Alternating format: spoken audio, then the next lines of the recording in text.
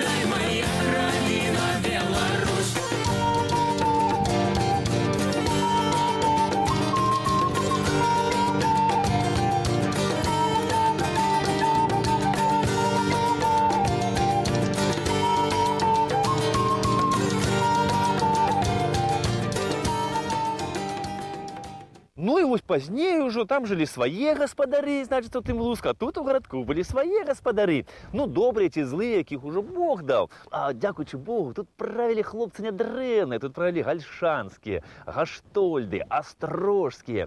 Пэўны час гарадок належаў самому вялікаму князю і каралю Рэчы Паспалітай Жыгімонту Аўгусту, які гарадок вось за паслугі перад айчынай падараваў Ераніму Хаткевічу. Ну, а пасля Хаткевічаў тут вось у рэчцы карасёў лавілі, ды на полі жыта жалі князі Алелькавічы. А ў другой палове 16 стагоддзя сюды вось на кані прыехаў правіць Альбрэхт Ласкі.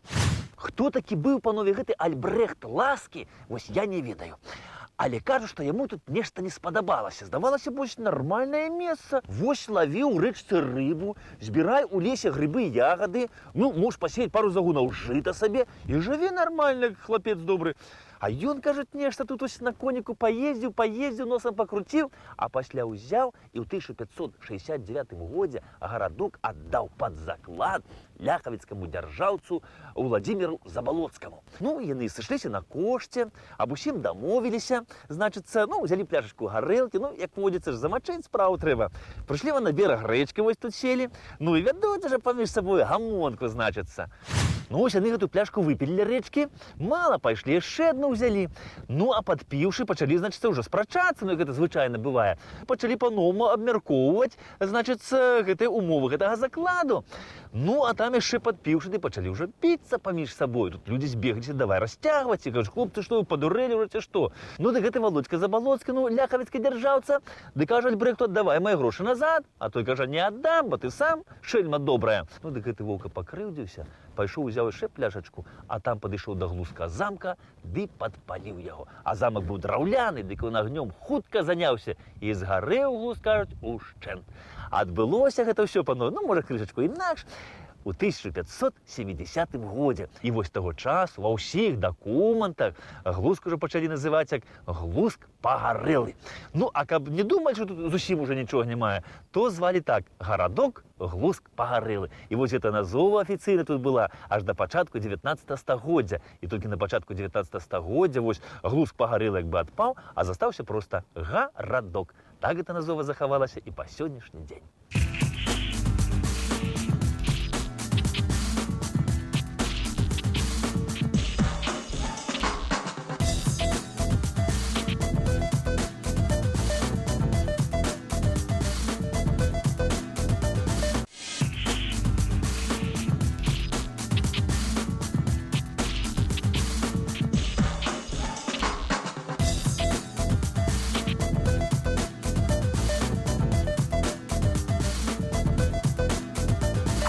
Калісьці, панове, вось тут, на гэтым самым месцы, расказваюць людзі, а стаяла царква калішняя.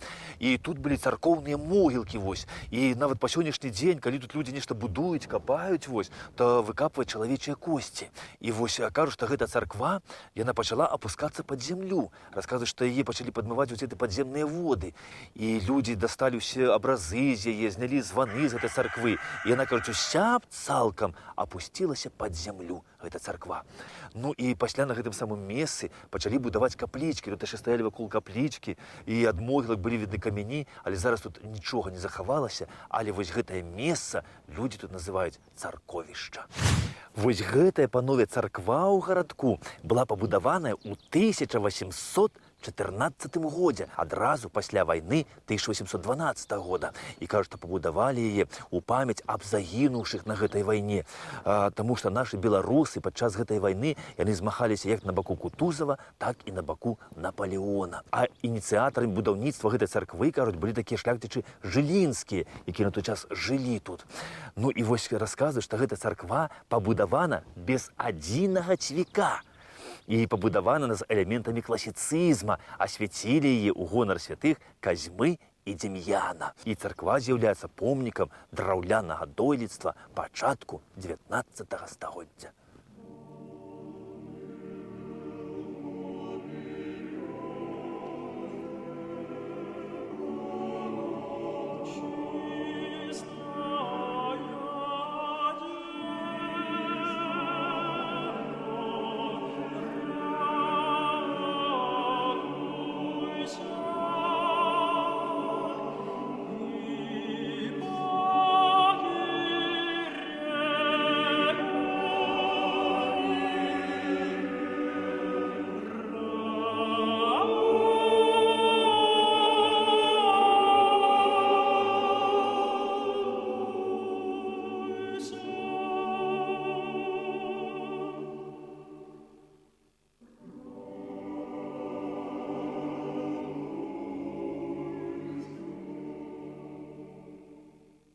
Вось гэтай Казьмадзем'янаўскай царкве, панове, ужо 195 гадоў. І уявіце сабе, што яна амаль ніколі не зачынялася.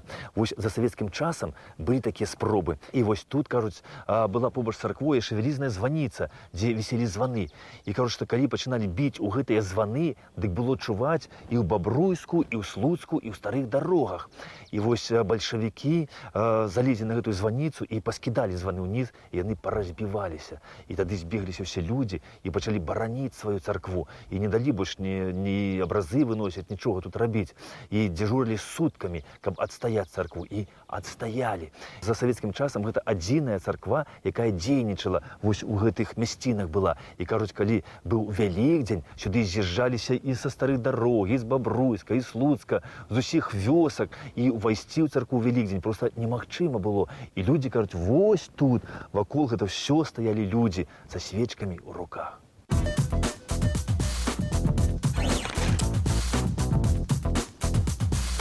Царкву мясцовую, панове, вось Казьмадзем'янаўскую, немцы спрабавалі спаліць 2 разы. Першы раз у 1942 годзе. Яны загналі ў царкву людзей і хацелі падпаліць царкву разам з людзьмі. Але тут быў мясцовы стараста, які валодаў нямецкай мовай. І ён сказаў немцам, не паліце царкву, не паліце людзей, мы адкупімся ад вас.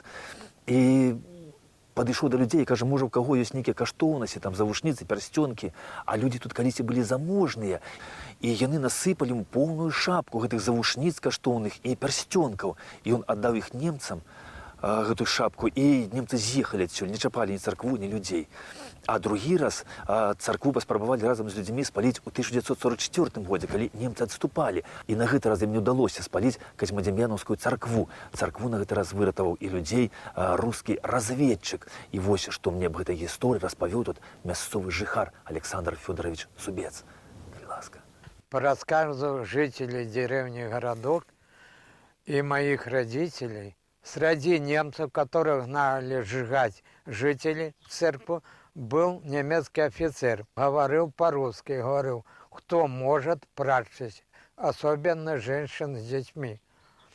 И когда танки ворвались в деревню, он выскочил откуда-то за дома и с улыбкой бежал навстречу танкам. Он, оказывается, по рассказам старых людей, был русский разведчик.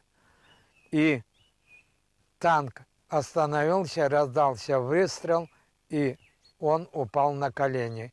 Это русского разведчика долго еще, 2 дня еще спасали, но он умер. И данный разведчик был похоронен на этом городковском кладбище.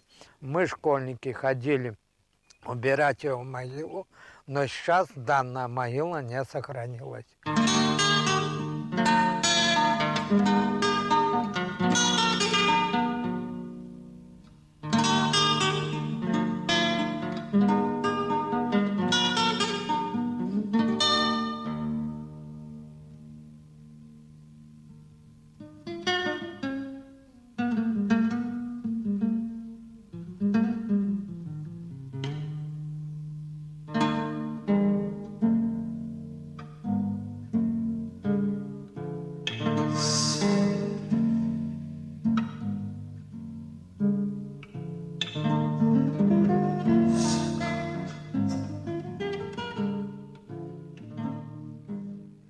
І вось пра 32 гады, панове, як тут вось у гарадку была пабудавана царкоўка. У 1846 годзе гарадок атрымлівае статус мястэчка. Уяўляеце? Ну, а вось за 6 гадоў да гэтай знамянальнай для гарадка даты у 1840 годзе вось тут недалёка ад гарадка у сваёй вёсачцы ў маёнтку сваім Калатічы нарадзіўся хлапчук, на якога, як успамінаюць бацькі, пазіралі з вялікім жалем. Яны думалі, што ён памрэ ці на гэтым тыдні, ці на наступным, бо надта ж дзіцятка кволенькая нарадзілася. Але дзіцятка выжыла і стала ля вытокаў зараджэння беларускай літаратуры. І вось гэты хлапец з Глушчыны ў 19 стагоддзі не аднойчы усім даказаў, што беларуская мова – гэта не дыялект рускай мовы ці польскай мовы, а што гэта асобная, самастойная мова, якая мае свае дыялекты і свае гаворкі. А быў гэта шляхціч Альгерд Абуховіч. Энцыклапедычная даведка Абуховіч Альгерд Рышардавіч, псеўданім граф Бандынэлі, нарадзіўся 25 ліпеня 1840 года у вёсцы Калатічы Глузскага района. Памёр 10 жніўня 1898 года. Беларускі пісьменнік з радавітай шляхецкай сям'і, звязаны з італьянскім арыстакратычным родам Бандынэлі, адсюль псеўданім. Вучыўся ў Слуцкай гімназіі, шмат падарожнічаў, жыў у Жаневе і Парыжы, сустракаўся з вядомымі палітычнымі дзеячамі свайго часу. Удзельнік паўстання пад кіраўніцтвам Кастуся Каліноўскага, за ўдзел быў высланы ў Сібір. Як пісьменнік прытрымліваўся прынцыпаў народнасці літаратуры, пісаў у рэчышчы крытычнага рэалізму, шмат перакладаў з рускай, польскай і заходнееўрапейскай літаратуры на беларускую мову. Адзін з пачынальнікаў жанру байкі ў беларускай літаратуры. У байках прасочваецца сатыра на расійскую імперію, а таксама разглядаецца праблема свабоды чалавечай асобы. Мемуары Абуховіча стаяць ля вытокаў беларускай мемуарыстыкі і мастацкай прозы нашага часу. Адначасова гэта гістарычная крыніца, у якой закрануты многія бакі тагачаснага жыцця, шляхецкі побыт, становішча сялян і праблемы беларускай літаратуры. Апошнія гады свайго жыцця, панове, Альгерд Абуховіч пражыў у Слуцку, зарабляючы на жыццё рэпетытарствам, бо тады праца беларускага пісьменніка ніякіх прыбыткаў ўжо не давала. Ну, а працаваў ён вельмі шмат, ён напісаў свае творы, ён займаўся перакладамі. Ён пераклаў на беларускую мову Фауста Гёте, разбойнікі Шиллера, таксама перакладаў з Байрона, Гюго, Данте, з польскай мовы на беларускую Адама Міцкевіча. Ну, і вось пасля смерці Альгерда усе гэтыя рукапісы яго і бібліятэку перацягнулі на гарышча дома, дзе ён жыў, да лепшых часоў. Але вось часы пачаліся наадварот вельмі цяжкія. Ну, рэвалюцыя 1905 года, затым Першая сусветная вайна, затым рэвалюцыя 17 года, там грамадзянская вайна. Ну, а пасля ўжо тут усталявалася ўлада бальшавікоў. І вось, панове, бальшавікі у гэтым доме, дзе жыў Альгерд Абуховіч, зрабілі вобыск.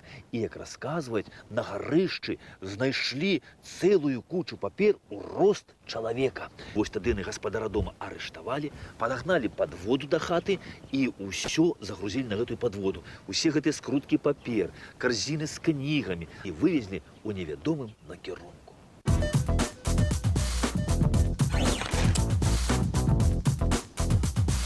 Імя Альгерда Абуховіча, панове, доўгі час замоўчвалася, таму што гэта быў не пралетарскі пісьменнік і не сялянскае паходжання, што вы хочаце, граф Бандэнэлі. А вось гэты граф, ён змагаўся менавіта за сялян. Ён за сялян змагаўся ў атрадах Кастуся Каліноўскага. Ён адсядзеў за паўстанне ў Сібіры. Вярнуўшыся з Сібіры вось сюды, ён зямлю сваю раздаў мясцовым сялянам.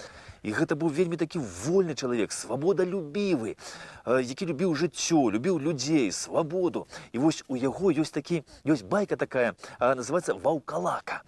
І там, значыцца, у гэтай байцы расказваецца аб тым, што вось Ваўкалака жыў у лесе на свабодзе, і да яго падбег мясцовы вясковы сабачка Лыска. І Лыска Ваўкалаку кажа, што «Ваўкалака, ты жывеш няправільна, як гэта ты жывеш на гэтай свабодзе? На што на табе? Прападзеш так, згінеш, жыві лепш так, як я. Служы свайму гаспадару, гаўкай на ланцужку, і затое будзеш мець заўсёды кавалак хлеба». І вось на што Ваўкалака Лыску адказаў: «Хоць галодзен, я свабодзен, дзе мне цягне, там бягу, на свабодзе прападу, а ў няволю не пайду. Буду вольным ваўкалакам, ты ж на прывязі з сабакам». І вось мне, паважанае панства, здаецца, што рукапісы Альгерда Абуховіча, яны не згарэлі. І хутка павінны з'явіцца ў нас на Беларусі, таму што, як казаў класік, рукапісы не гараць.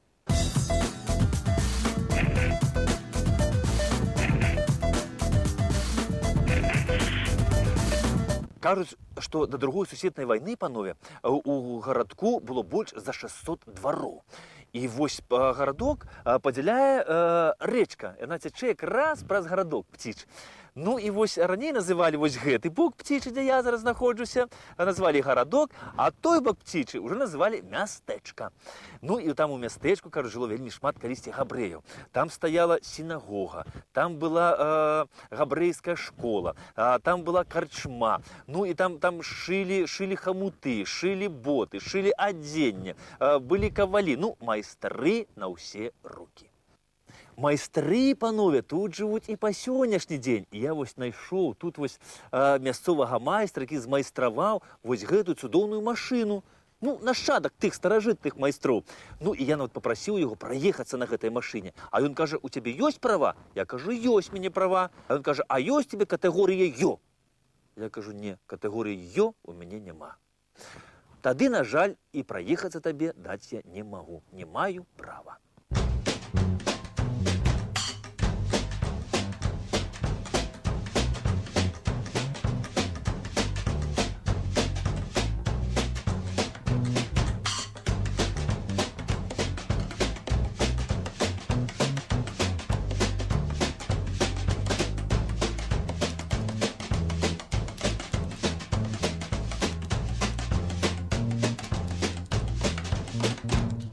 Калісьці гарадок, панове, славіўся вельмі сваім ганчарным цэхам. Тут спакон веку жылі ганчары. І ганчарны цэх тут праіснаваў яшчэ аж да 70-х гадоў мінулага стагоддзя. І ў 70-х гадах, панове, у гарадку, тут яшчэ ў гэтым цэху ганчарным працавалі старыя колішнія дзяды ганчары. І вось гэта вырабы яшчэ захаваліся тут ад тых майстроў, колішніх, старажытных. І вось расказваю, што гэтыя ганчары выраблялі вось на вока, гаршок гэты робяць на вока, на літр, на 1,5, на 2 літры, грам у грам, як у аптэцы, без ніякіх замераў. Аднойчы, кажуць, паспрачаліся тут два. Адзін быў столяр, а другі быў ганчар. Хто лепш зробіць што? І гэты вырабіў яму роўна на літр гаршок. Кажа: «На, бяры, правярай, на вока зроблена, ўсё». Той налівае тут літр гарэлкі, все, правда, роўненька, кропля ў кроплю літр. Той паглядзеў, кажа: «Малайцом, добры майстра, але я не дрэнны майстра». А той быў столяр. Ён дастае шуфлядку, зроблену самім са стала, і глядзі, кажа, і вылівае гэту гарэлку ў эту шуфлядку. от глянь, кажа, калі ідзе прасочыцца. І колькі не сядзелі, нідзе, ні ў адным месцы не прасачылася, вось наколькі вось якасна, плотненька, добренька была зроблена гэтая шухлядка. Вось такія панове тут жылі колись майстры.